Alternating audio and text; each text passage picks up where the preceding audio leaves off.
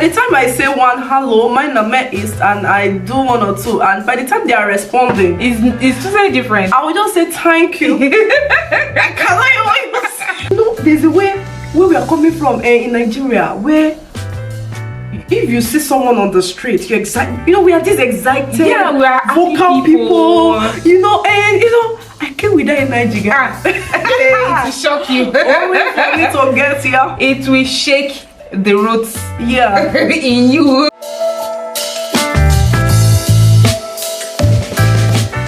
Hi everyone, welcome to my channel. My name is Evelyn. If you're new here, welcome. If you're not new here, welcome. Thank you so much for stopping by on today's video. So today I have a guest. And yeah, I have a guest. Her name is Olalekan. She's a mom and a content creator. She lives with her family here in Berlin, Germany. And fun fact, I wanted to toast her, but she did the toasting first. So yeah, and we decided to do a collaboration. We just filmed one video for our channel, and we're doing this for mine. And we're going to be gisting about how she relocated to Germany and how it has been so far. So hello. Hi. And welcome to my channel. Thank you. Thank you so much for doing this collaboration with me. Always. So we're going to be going through some questions, and yeah, so it's going to be like a gist, you know. So, and I'm going to be looking at my phone a lot because that's where the questions are. So yeah, so firstly, how long have you been here in Germany, and how did you decide to relocate? Why did you decide to relocate? And yeah. So, hello everyone. So that's an interesting question. Yes. So, how long have I been in Germany? Yeah. About 2 years now. And why or how did I get to come here? Yeah, we didn't actually have intentions of coming to Germany, myself and my husband, and it was at the time when a lot of people were relocating from I mean, it was a time where a lot of our friends were relocating, and the toastings began. You guys want to leave this country. Your husband, you know, is into tech. You're needed all over the world, and we're just like, no, we're not interested. I'm a Christian, and I just have learned to live by every word that proceeds out of the mouth of God, you know, that kind of thing. And so not long after that, my husband got a job, and the idea was I just told my husband that, see, you know, I wouldn't be that wife that you're gonna leave behind and go. You know, I've heard a lot of stories, we've seen a lot of experiences. Ain't gonna happen here. I wasn't just ready to enter into that boat, guys. And we already had a kid, a son. So then he went ahead to tell his company that, okay guys, if I will come over, I must come with my family. And guys, just like that, our visas were processed. And we came around, like, it was like, guys, you need to leave now, because everything was done. And you know, we thought that would just delay the process and they would not have us come. You know people that are not interested. We are very unserious, you know. We were very not much so serious, and that was it. And by the time everything by the time the documentation was done, and we had no choice but to pack our load. Okay, so I have a question. How long did it take for between when your husband got your VAT and when you got your visa? Because it takes a long time, especially during the time that you came. It was really taking time around that time. Okay, I mean, you mean the visa process? When coming. How long did it take when your husband told the employer that I have to come with my family? How long did it take for yours to process? To my surprise, it was pretty much fast. Like, I mean, we were still talking about, I can't remember precisely now, but I think it was about 6 months. Not even, I don't know if it was even up to that, because I think at the time they were talking about this was around maybe, I think that should be around September, November 2021. And we're not, you know, when you're telling someone to do something, maybe if you do it or not. You guys, I know that with this thing we've told you guys to do, maybe you will not even be serious with any of that.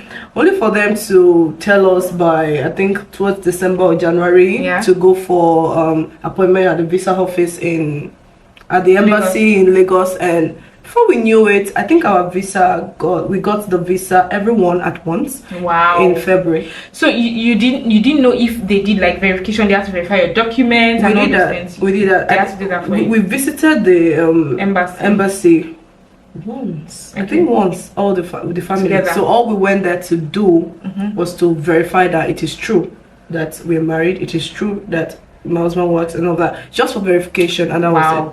It was too simple. So do you know the difference between the process that people go through? In fact, I've been hearing a lot of stories, and guys, I've been in shock because they had to give all my documents to a lawyer. So my husband got his offer in May, and we were supposed to get married by end of 2017, but we had to move it. So we did our court wedding in June, and then we did our church wedding in August. It was supposed to resume first day of August, but it was like, sorry, I have to get married, and he moved his his day of resumption to 1st of September. Okay. And I did my visa interview in July, and until September, until when my husband traveled in September, they didn't start verification. It was after my husband traveled that we now got the confirmation that they've given my document, the whole of my document, from primary school to university, to work, to a lawyer, and the lawyer had to go to every of my school to verify. So it was until when my husband came and started sending me that I'm here alone, I cannot work well without my wife.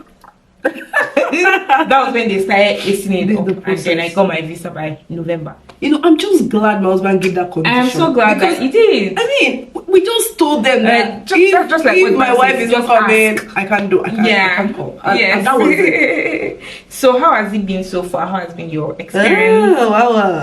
Okay, so I did a video on my channel about 1 year later in Germany, and that was my true experience. In fact, I remember shooting that video. I was just in front of the camera, just talking my thing, because that was just the reality.com in Germany. But answering your question, how has it been like in Germany? It's been a series of unveiling and discovery for me, for us actually. You know, how the system works, what works, information, guys. Really, because I saw that some things we suffer just because we didn't know on time. Exactly. And I saw that if we don't keep knowing certain things, you may end up suffering. Yeah, more. So I mean, it's just a period. It has been a period of attentiveness. What's it called again? And we've been swift to doing what we need to do, what we, discovering the environment, knowing the environment, and of course learning the language, trying to relate with the environment, and just doing the needful actually, so we are still pretty much in the learning phase. Okay, so my next question would be, how has it been with childcare? She has 2 kids. Guys, I also did a video recently on how it's been tough, because I applied for my mom's visa. I have a newborn, and a toddler. I tried to after I had my baby, or before I had my baby, I tried to process my mom's visa to come down to help me, but guys, it didn't work. It didn't work. Appeal? 3 times. Yeah, I appealed. We tried 3 times. Yeah. Wow. That's so sad. It was. It was. So it didn't work, and it's been challenging. But how would I put this now exactly? I'm trying to put it in the right words. I just thank God for my kind of person and for my husband, because it's just been the both of us, and we learned structure. I've actually been that person that I've been a fan of structure a long time. So having a baby, I just incorporated her into our structure, and our routine, with God, trusting God, taking it 1 step at a time daily. We've been thriving. That's how. So how has it been with the language? The elephant in the room. So that can be frustrating, German language. And when it gets frustrating is that time where you're trying to call a customer service, you're trying to get an appointment sometimes, or information, and someone is telling you, I don't speak English. Nicht Deutsch. Nicht English. And once you hear nicht Deutsch, your brain, nicht English, nicht English. Once you hear that, your brain begins to spin, and maybe it's something that you've been trying to get get someone to talk to about, and you just hear niche English and you're just weak. And the thing is, coming from Nigeria, I learned a bit of German, and getting here, and sometimes it's totally different. My husband will now say, okay, and should be just some German. Don't even do guys, it's even like this. I will now go and use big chest. I will now go and use it to carry phone, say hello. After they told me niche English, I will say, okay, me too, ich spreche ein bisschen Deutsch, but let's still converse. By the time I say one hello, my name is, and I do one or two, and by the time they are responding, it's totally different. I will just say thank you. So my next question will be, how do you cope with staying in touch with family back home? Yeah, so that actually is dependent on the kind of people you have back home. So for me, I think I pretty much have good people, like pretty much have good people. I mean, what I mean by that is some persons, the moment you travel out, there's this premonition that your life is now better, and you've moved on, and there's no need to keep in touch with you, but with the kind of people that I have, I'm able to still reach out and they reciprocate, and that way I've been in touch. Yeah. Great. So my next question would be, how do you balance culture from back home and this acquired culture, new place? Because there's no how to live in this type of terrain, even though you grew up with some certain culture back home. Here your child is living here, and there's no how some will still come in. So how do you balance that with, especially with your morals and values? So how have you been able to balance that? Yeah, so there's always that shock. There's always that and just like you mentioned, considering the moral standard, and maybe not just moral, the mode of upbringing, especially when you have a child. So I think I'm a fan of balance.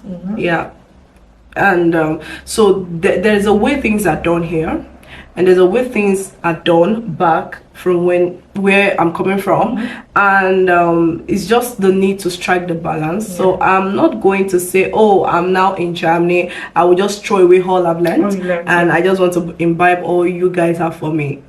I am not them, they are not me. And I found that, what makes us black is innate, in you. So because their culture works for them perfectly, because they are white.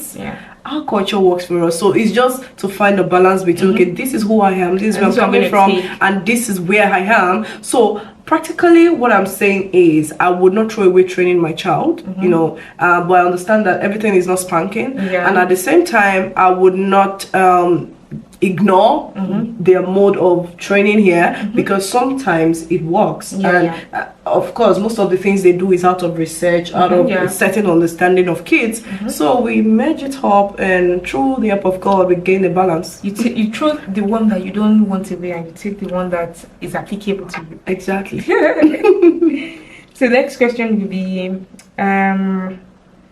how are you able to find new friends? That is interesting. That is interesting. I think that's the issue, because I hear a lot of times that people say people who travel out or people who live in diaspora have depression. That is there, but I think that to be able to make friends in a new place, you have to be open-minded. Open-minded again with caution.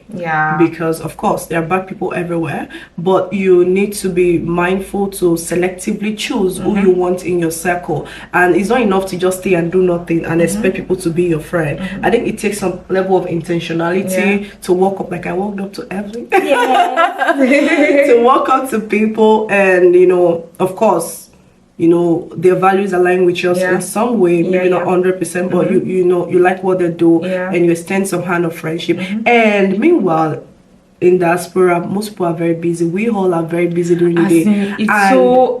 And we could even forget to check up on each other. So that's a step further. After you make friends, intentionally check up on people. How are you doing? And that way it just bridges the gap. The more you move, the more close, and that way you make friends and things. And because there are parks everywhere, when you have kids, let's meet in this park. Exactly. let these children be playing while we catch up, you know. Makes sense, especially for moms. Yes, we really need it. Yeah, we are always busy. Yeah, so last question before we do like a Q&A or a game that I like to do is any culture shock so far? I know you have a lot. People, my culture shocks, they are plenty. But I would... Yours too. Okay, I should give you two. Two. Oh my god, I want to look for the depth of my culture. The shockest of them all. So, the one that comes to mind is friendliness. Yeah. That one is sugar. Okay, maybe not 1,000,000% friendliness, but it's just in character difference. Yeah. With where you're coming from. And there's a way where we are coming from in Nigeria, where if you see someone on the street, you're excited. We are these excited, we are vocal people. I came with that in Nigeria. It will shock you. Always for me to get here. It will shake the roots. Yeah. In you. You learn to comport yourself. Yeah, and not really be so friendly. You learn to talk in a tiny way, but you mean every word. Yeah. That thing surprises me. You can see these people talk to you and then lowest tone, but you must not violate anything. And you listen to the last word, because the last word is the verb that carries the intention. Guys, in the statement. that was shocking, because from where I'm from now, if you want to show excitement, you talk it well. If you want to show anger, you shout it well. But yeah, they are angry, but they are still talking to you in a low tone. So I think that is a culture shock for me, and I think it is important that most people know this. If you're coming here, know it. In your country, you used to know that someone is angry, or you used to know that something is important when they shout. Yeah, they may not shout. Your aggressiveness tone divided by 2, leave alpha. Do you get? With that low tone, if you still violate what they are saying, you feel land in the police station. Yeah. So I mean, it's just important to understand the difference in personality. Yeah. Okay, so we'll move on to questions I like to ask on my show. Yeah. You have 11 questions, so you would pick 1 to 11, and it's just get to know each other better on camera. So you answer same question, I'll also answer. So yeah, 1 to 11. 1 to 11. I think 5. Okay. What's your best city or country? Seriously, that question may be hard for me because I've always liked to travel into space. Space. Wow. Yeah, I love to watch such kind of movies. But my best country, Nigeria is not my best country. My best country now would be USA, but I will streamline it to Disney World. I just want to go and see Disney World. Okay, that works. Next question. Pick another number. 11. How do you relax? Awesome. Yeah. Awesome. I love to see romantic movies. Yay! Rom-com here. Okay, so when I say romantic, I mean love movies, because there's so many what's it called, bad energy in the world. Yeah. And when I'm watching a movie, I want something that is sweet, that is good, that is good news. Yeah. That's a happy ending.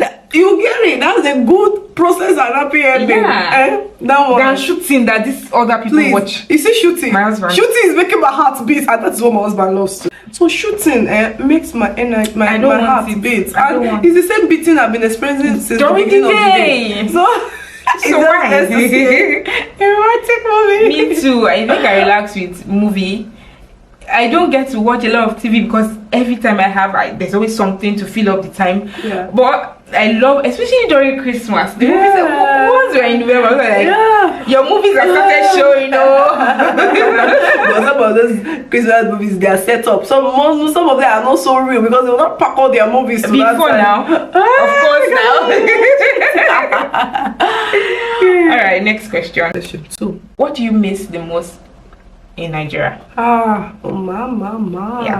I miss the people I love. It's just the people for me. Yeah. Yes, I miss the food too. I miss the food. My God. The food to an extent now. Well, the food that I don't have to cook myself. Like, I see. Let me just enter into the place and eat it as it's hot. Even when you order and they bring it to my house, I still have to. It's already cold. Like that. Like, it wasn't as if I was always going out to eat now, but now that we've left, the difference is just there. Yeah, it's there. The difference is just there. True. Because even when you get to cook it at home, there's always just something missing. Yeah. There's always something missing. Maybe because I've learned to console myself out of that. Me too, I have learned to, but I still miss it. Yeah, true. If you were to do your journey to Germany again, what would you change? If you were to have 2021 again, or 2021 again, what would you change?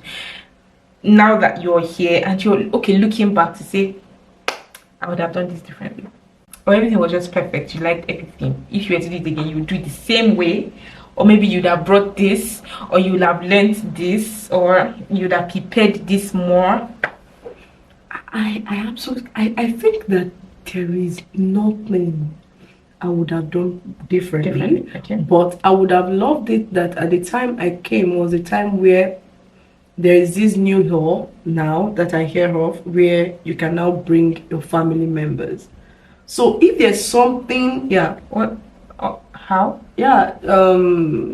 What's it called again? Like new law they're passing now just to attract more immigrants, such that you can now bring in your parents to be residents. Really? To now as you're live. moving, Yeah, you move along with them. Maybe not as you're moving, but after you've gotten here, you can now relocate your family here. Wow, Like your parents here. When you're already citizens? Wait, no, maybe not when you're already citizens. I don't know how the process will look like, but that's what they're trying to introduce so that people can want to come here family more. exactly. Yeah, because that is what we miss the most, is our family. You understand? So I think that I would have loved if that rule was there. You'd have moved everybody. My sister, I would have moved my family. Let's just be seeing each other every day. I'm telling you. Okay, one more. Last one. 3. What is the first food you would eat next time you visit Nigeria? Next time I visit Nigeria, what will be the first thing you ask? Okay, as you are coming to pick me in the airport, bring it. I love maize too much. So maybe it will be roasted corn. Yeah, nice. Give me some roasted Nigerian roasted corn. See, I've been doing roasted corn here. It's not be that kind. It's too sweet. Why is it that roasted corn? You know that our own roasted corn is that your teeth will feel it that you're chopping something. And all your jaws like this.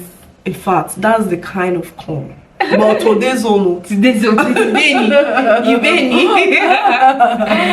you so much, Tolu, for coming to our channel. Thank you so much. I hope you enjoyed this our gist. It's so much fun being here. Collaboration. All right, so make sure to check out our YouTube channel. She's also a YouTuber, and I would also be putting the collaboration we add after this video, or in this video, in the cards up above, and also in the description. So thank you so much once again, and hope to see you more here on this channel. All right, thanks for watching, and I will be seeing you in my next one. Cheers, bye.